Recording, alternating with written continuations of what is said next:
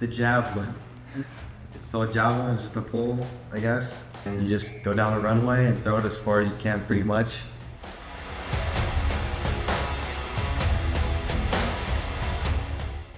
Well, I definitely started with Kent.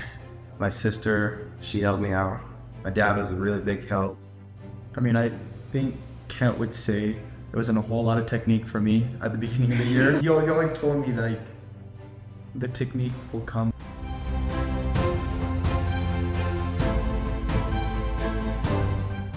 Grew up being friends, we've always been friends, and even when, like, you can't let a sport make something that you love go away, I wouldn't be like mad at him. Like even when he won, I was just like, you got me.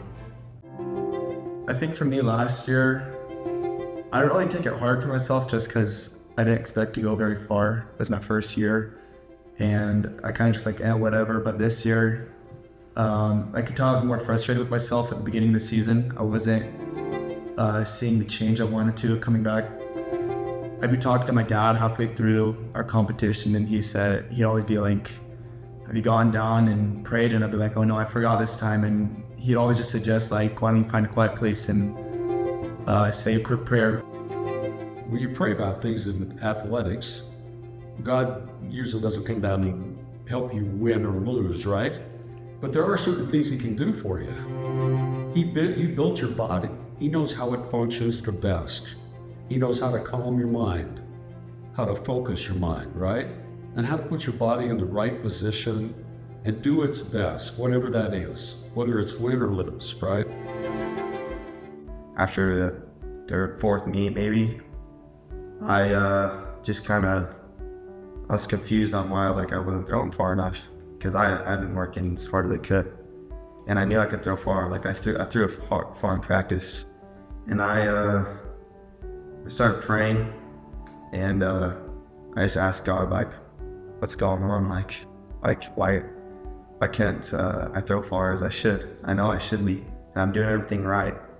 And I just got the clearest answer that it's God's plan. Just like let me handle it. When I wasn't throwing as well as I thought I should have been, and I kept praying and asking, are you gonna help me? Am I ever gonna throw far? And I got the answer that it's just His plan. Whatever happens, it's supposed to happen. I didn't really care what happened anymore. I throw far and I get a scholarship somewhere, I'll be so happy. Thank goodness that's a part of His plan. But if that's not what happens, then I'm okay with it. I teach these guys that their runway needs to be precise.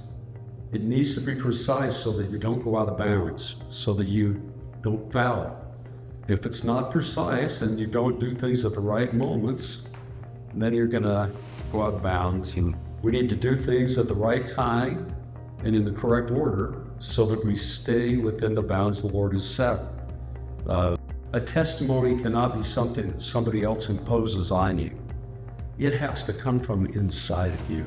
And when that happens, then you win state championships. Goals are what affect us, our direction. They help us make decisions when we don't have to do anything. If we have goals, then we know what we need to do, right?